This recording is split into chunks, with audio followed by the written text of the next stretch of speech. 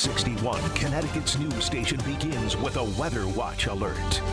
Right now at 6, we are in that Weather Watch alert tonight. Not only is it hot and humid out there, storms are making their way right through the state of Connecticut. Good evening. Thanks for joining us here in the news at 6. I'm Ben Goldman. And I'm Jen Bernstein. We begin with a Weather Watch alert. Strong storms moving across the state right now. Yeah, we have live team coverage tracking the latest conditions on the roads. But first, let's get a look at the forecast here with Chief Meteorologist Rachel Frank. Very active night in the Weather Center. Hi, Rachel. Absolutely. The heat and humidity really fueling these thunderstorms today. And there are multiple severe thunderstorm warnings. I mean, look, too many to even list out, but heavy rain. We're talking about very vivid cloud to ground lightning, and the number one risk in any of the thunderstorms that happen today is damaging winds. We've already had several reports of downed trees and power lines, which we'll talk more about in the next hour or so. But notice all of this lightning is just over the last 15 minutes or so from Putnam and Pomfret and Woodstock, getting very heavy rain. It is practically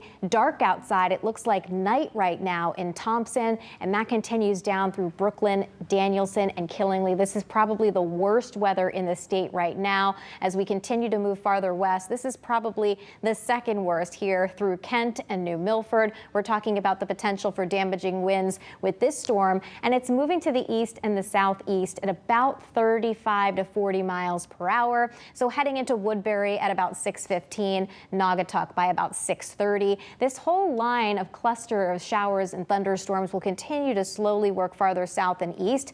Parts of the line may break apart a little bit, so some storms may be kind of hit or miss in nature. There might be some towns that get through without a big thunderstorm, but anything that does end up developing, we'll be watching really closely. A severe thunderstorm watch continues until 8. So after 8 o'clock, just a couple hours from now, the severe weather risk is over, but there could still be a lingering shower or thunderstorm after that. We'll be dry as we're heading towards the news at 10, and we're talking about another hot day tomorrow, feeling like triple digits. Another look at your forecast when the heat breaks coming up. Rachel, thank you. Today's humidity making it feel absolutely oppressive out there. When it gets this hot, there are some tips that you can consider to stay cool until these temperatures come back to normal. Yeah, Fox 61's Carmen Chow joins us live in the storm tracker, where she's keeping an eye on the weather here in our state, and she has some of those tips that Ben was just referring to. Carmen, first, what's it like outside and where are you? Well, hey there, Ben and Jen. I finally made it to Torrington, where conditions here have drastically improved. Most of the rain has pretty much ended. It looks like Torrington already had its fair share of the storm. Right now, we're really just seeing a few raindrops. Some of the roads are even starting to dry back out. We're not really seeing too much debris on the roads, but we are seeing some roads shut down as well. We're not really sure if that's related to the storm or not. But earlier today, you know, it was a whole different scenario where we just couldn't escape the sun. The dog days of summer, when humans and our four-legged friends find ways to beat the heat, but some dogs struggle a little more than others. Dr. Elizabeth Molinet at Piper Veterinary Hospital wants owners to pay extra attention if they own these breeds. Dogs that are have those cute smushy faces, those cute flat faces, like bulldogs, pugs, boxers. They also have upper airway compromise just based on their breed, so they are more at risk as well. Another common mistake, leaving dogs in a hot car for what may seem like a few minutes to you. Then 10 minutes, a car can heat up really quickly, as much as 20 degrees, and within an hour, a car can heat up 40 degrees more than the ambient temperature outside. Speaking of temperature, according to Eversource, during the summer months, Eversource customers in Connecticut use about 35% more electricity, and that increased demand can put a strain on the electric system. Ricardo Jordan, the manager of efficiency with Eversource, advises keeping your air conditioner set as warm as comfort allows, especially if you are not home. For every degree you actually raise your thermostat, you can use anywhere from 1 to 3% less energy. And that's really important, especially during the day when most of us aren't home. And of course, check your AC system to make sure the cool air is flowing where you want it to flow. You make sure there aren't any leakages. Try to seal them if you can. Take a look at your vents in your home. Make sure they're not obstructed by couches or other furniture, maybe even a carpet or two.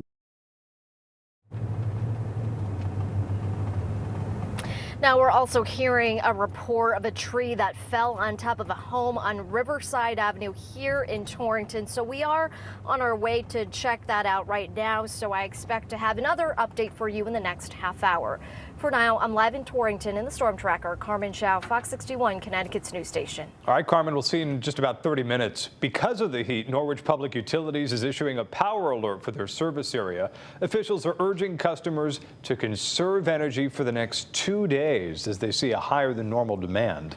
The company recommending that customers be smart about using an air conditioner and minimize using major appliances that generate heat before 8 p.m. Remember, whenever severe weather happens here in our state, if it's the heat or those strong summer storms we've been seeing, turn to the Fox 61 News app for all your weather needs. Download the app for your smartphone, track live radar conditions, and check the 7-day forecast anytime to plan out your week. Overnight in Meriden, police say they got more than 40 criminal mischief complaints on the east side of the city. The suspects there smashed the windows of people's cars and in some cases stole from them. One neighborhood in particular was hit the hardest, the Yales Acre community. Fox 61's New Haven County Bureau reporter Julia LeBlanc spoke with those who were targeted there. We're on Elizabeth Road in Meriden. This community, the Yale Acres neighborhood, was hit the hardest overnight. More than a dozen people woke up to this, their car windows being smashed in, and now they don't know where to go from here. An overnight crime spree happening on Meriden's east side. This surveillance video, taken from someone's home in the Yale Acres community around 4 a.m., tracking the movements of at least 3 people on foot, checking parked cars with flashlights and smashing their windows. Police say more than 40 cars in this neighborhood and others close by were targeted. That's crazy. That's just crazy. Just in one day, or not even one day, in a few hours. This woman, who didn't want to show her face out of fear, found out her car was hit at 5 a.m. when a neighbor knocked on her door. Both of her windows need to be replaced, and the quote from one company comes out to $700. Money she doesn't have with a family to feed. It's scary. I must say, I'm mad because now I have to come out of pocket. Police say in most cases nothing was stolen, and they believe the suspects were simply trying to cause damage. Terrible. Fatima Brito's car was also hit. The suspects rummaged through her things, leaving a wallet and more on the ground, but she knows it could have been worse. Si un vecino lo ve, tienen arma y para defenderse, entonces puede pasar a peor, a muerte. Many of those targeted spending the day calling repair companies, hoping to get back to work soon. But when it comes to their safety, they can't shake the feeling of fear. Not safe anymore, to be honest. Not safe at all. I was thinking that even I should consider to move, because if it continue to happen, it could be worse. It could be the apartment, and I don't want that. I got kids. Now, we reached out to Meriden police about this, but they said they were not available for an interview, but they are asking everyone to please call them if you see anything suspicious. Remain vigilant and always look out for your neighbors. We are in Meriden. Julia LeBlanc, Fox 61, Connecticut's news station. Thank you, Julia. We've learned that a man hit and killed by a police cruiser in Stamford was a beloved reverend. Reverend Tommy Jackson was the senior pastor at Rehoboth Fellowship Church in Stamford. Stamford's mayor saying in a statement, Reverend Jackson's decades of service and leadership made an indelible impact on the city. Police say an officer responding to a call hit Jackson on Wire Mill Road around 4 o'clock yesterday afternoon as they crossed the street to get the mail. The scene still active hours later. According to state police, the officer saw Jackson in the street and tried to go around him. Old Lyme police are investigating a crash involving a motorcycle and a bike. Police say the motorcyclist was passing a bicyclist that was in the shoulder on Shore Road. The bicyclist drifted into the southbound lane and was struck, causing him to flip over his handlebars. The person on the motorcycle then lost control as a result and fell off of his bike. Both were taken to the hospital for non-life-threatening injuries. Developing details tonight into a scandal that has rocked the state's largest body of public safety to its core. The Connecticut State Police and its leaders are feeling the fallout for allegedly falsifying traffic stop records. Fox 61's Matt Karen joins us in studio with a key development. Matt. Well, that's right. And State Police Commissioner James Ravella just received a historic vote of no confidence from his own captains and lieutenants. It matches a no confidence vote in 2020 by a separate union representing the rank and file. Let's just not focus on the negative. Under the microscope, I have no tolerance for those that abuse the system.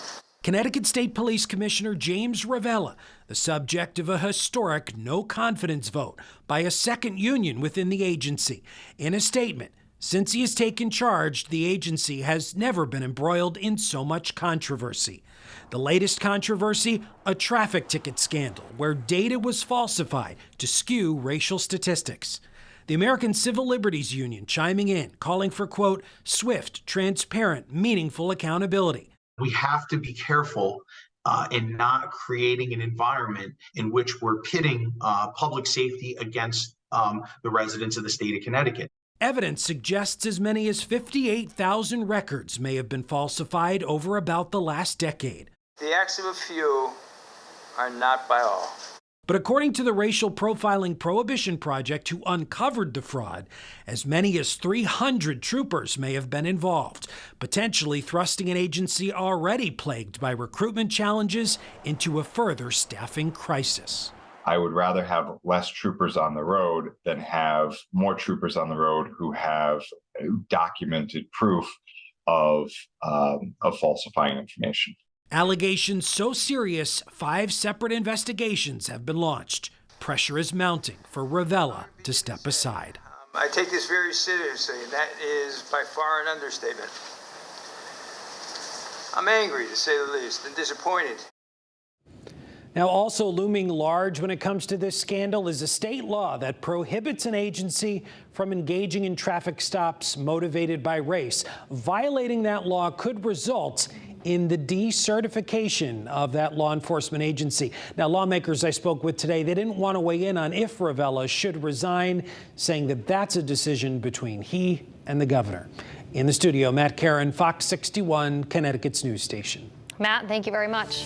Well, we have some boil water advisories to tell you about. An advisory has been issued for the Heritage Village water system that services 5,200 customers. This is out of Southbury, Oxford, and part of Middlebury. The advisory comes as officials detected bacteria in a water sample. It will be in effect until lab results on new samples are received, which should be within the next 48 hours. There's also a boil water advisory for customers served by the Thomaston water system in Thomaston and Terryville. This impacts 2,500 customers in that area. Bacteria was also found in a water sample there and is also in effect pending new lab results.